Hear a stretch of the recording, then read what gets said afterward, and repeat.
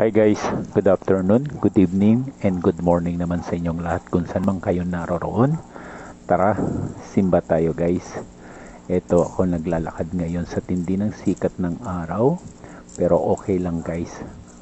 At least malamig pa rin ang simoy ng hangin.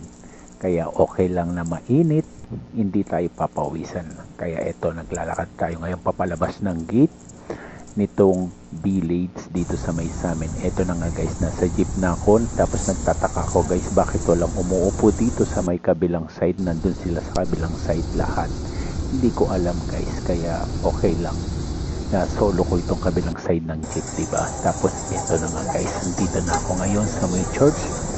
Tatawid na lang ako dun sa kabilang side ngayon. Nakatawid na ako, pumasok na tayo ngayon sa loob ng simbahan.